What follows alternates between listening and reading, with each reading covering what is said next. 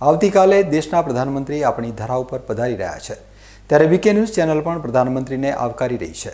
પ્રધાનમંત્રીના આગમન પહેલાં આપણે જોઈશું કે કેવી રીતે બનાસકાંઠા જિલ્લામાં નકલી ઘી બનાવી રહેલા તત્વો બેફામ બન્યા છે, આપણી આવનારી પેઢીને પાંગળી કરી રહ્યા છે।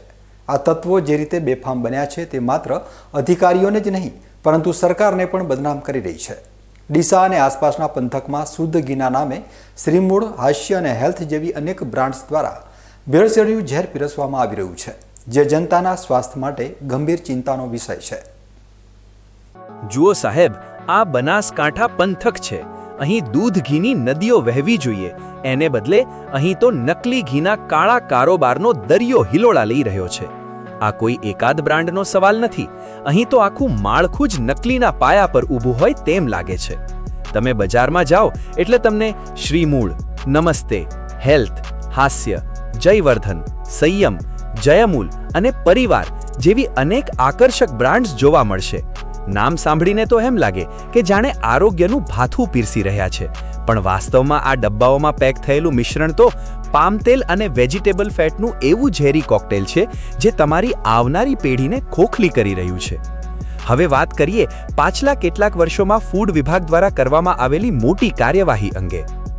વાત કરીએ તો કાણોદરથી શ્રીમૂળ ડેરી અને નમસ્તી ફૂડ પ્રોડક્ટમાંથી ફૂડ વિભાગ દ્વારા ઘીનો જથ્થો ઝડપી પાડવામાં આવ્યો હતો અને લગભગ 53 લાખનો મુદ્દામાલ શંકાસ્પદ જથ્થો જપ્ત કરવામાં આવ્યો હતો અને તેના સેમ્પલ પણ ફેલ આવ્યા હતા। આ જ બ્રાન્ડનું ઘી અગાઉ માંગરોળ ખાતે આવેલા પવિત્ર શેણલ માતાના મંદિરમાં બનતી સુખડીમાં વપરાતું હતું અને તેના સેમ્પલ લેતા તેમાંથી પણ વનસ્પતિ તેલનું ભેળસેળ લેબોરેટરી રિપોર્ટમાં બહાર આવ્યું હતું। આ સમાચાર પણ ગુજરાતના જાણીતા અને પ્રતિષ્ઠિત સમાચાર પત્રમાં પણ છપાયા હતા। આ માત્ર એક જ બ્રાન્ડ નથી, પરંતુ ચંડીસર જીઆઈડીસીમાંથી થોડા સમય અગાઉ હેલ્થ બ્રાન્ડના ઘીના પણ સેમ્પલ લેવામાં આવ્યા હતા। ડીસા જીઆઈડીસીમાં ધમધમતી હાસ્ય ફૂડ પ્રોડક્ટ હોય કે ચંડીસરની અન્ય હાટડીઓ, અહીં કાયદાનો કોઈ ખોફ જ રહ્યો નથી। વર્ષ 2022માં હાસ્ય પ્રોડક્ટના સેમ્પલ ફેલ થયા છતાં હજુ હમણાં જ હીરા બજારમાંથી ફરી એ જ બ્રાન્ડનો નાપાસ થયેલો જથ્થો પકડાયો। આનો અર્થ શું સમજવો? એવી જ રીતે જયવર્ધન, સંયમ, જયમૂલ અને પરિવાર જેવી બ્રાન્ડ્સ પણ શંકાના ઘેરામાં છે। ગ્રાહક બિચારો પોતાના પરિવારના પોષણ માટે ઊંચી કિંમત ચૂકવીને ડબ્બો ઘરે લાવે છે, પણ એને ક્યાં ખબર છે કે એ શુદ્ધથી નહીં પણ કેમિકલયુક્ત તેલ લાવી રહ્યો છે। બીકે ન્યૂઝ ચેનલ અને સ્થાનિક મીડિયા વારંવાર આ બ્રાન્ડોના નામ સાથે પર્દાફાશ કરે છે, પણ તંત્રની ફાઇલોમાં જાણે આ બ્રાન્ડ્સ પ્રત્યે કોઈ ખાસ કૂણી લાગણી હોય તેમ કાર્યવાહી ઠપ થઈ જાય છે। શું અધિકારીઓની મિલીભગત વગર આટલું મોટું નેટવર્ક ચાલવું શક્ય છે? શું સરકારની ચૂપકીદી આ તત્વોને પ્રોત્સાહન આપી રહી છે? આ માત્ર વ્યાપાર નથી, આ તો દેશદ્રોહ સમાન ગુનો છે, જેમાં લોકોના આંતરડા બાળીને તિજોરીઓ ભરવામાં આવે છે। વર્તમાન સમયની અંદર ડુપ્લિકેટ અને ભેળસેળ એ માનવજાત માટે ખતરો છે। જે અત્યારે વર્તમાનમાં રોગો ચાલી રહ્યા છે એમાં ખાસ કરીને આપણે જોઈએ છીએ તો કેન્સર છે, ટીબી છે, આ બધા જે રોગોનું મૂળ હોય તો એ અત્યારના વર્તમાનમાં જે ડુપ્લિકેશન થતું હોય છે, ભેળસેળ થતો હોય છે, ખાસ કરીને ડુપ્લિકેશનની અંદર જે ખાદ્ય પદાર્થો છે એમાં ઘી, તેલ, મરચું, આવા બધા જે વિવિધ જે કરિયાણાની વસ્તુઓ છે એમાં જે ભેળસેળ થાય છે એ માનવજાત માટે મોટો ખતરો છે। પણ દુઃખ સાથે કહેવું પડે છે કે કેટલાય સમયથી ગુજરાતમાં ભારતીય જનતા પાર્ટીનું શાસન છે અને આ શાસનની અંદર એક એવી વ્યવસ્થા ઊભી થઈ ગઈ છે કે જ્યારે હપ્તા ના આપે, વહીવટો ના થાય એટલે આ બધા મુદ્દા ઉછાળવાના। અધિકારીઓને ખબર નથી, સરકાર આટલી મોટી 165 આસપાસના ધારાસભ્યો છે, પૂર્ણ બહુમતીવાળી સરકાર છે અને ભેળસેળ માટે મજબૂત કાયદો ના બને છે કે કાયદાનો અભાવ છે, બધા છૂટી જાય છે અને અધિકારીઓ છે એ વહીવટ લઈને બેસી જાય છે। અત્યારે આ ભેળસેળવાળો અને ડુપ્લિકેશનવાળો અને ખાસ કરીને જે આ જે તત્વો છે એમને ડામવાની જગ્યાએ એ લોકોને ઉશ્કેરવાનું ને એ લોકોને પ્રોત્સાહન આપવાનું કામ ચાલી રહ્યું છે। ભાઈ, ગુજરાતમાં દારૂબંધી નથી છતાંય કેટલો દારૂ વેચાય છે, તો ગુજરાતની અંદર ડ્રગ્સનું પણ એવું મોટા પ્રમાણે નેટવર્ક ચાલી રહ્યું છે। તો આ બધું સરકારના હાથ નીચે એમની રહેમ નજર હેઠળ ચાલી રહ્યું છે। તો આજના દિવસે ખાસ એટલું કહેવાનું થાય કે આ જે ભેળસેળવાળી કોઈ પણ ચીજ વસ્તુ છે એ માનવજાત માટે ખતરો છે। જે કોઈ પણ લોકો કરતા હોય એમને ખરેખર માનવજાત પોતાના બાળકોનું, પોતાના માતા પિતાનું, પોતાના ઘરનું, પરિવારનું વિચારવું જોઈએ કે પોતાના ઘરવાળા જો આવું ભેળસેળવાળું ખાશે તો એમને પણ આ બધા રોગો થશે અને એમનું જીવ ઉપર જોખમ થશે, તો એ વિચારીને એમને ના કરવું જોઈએ।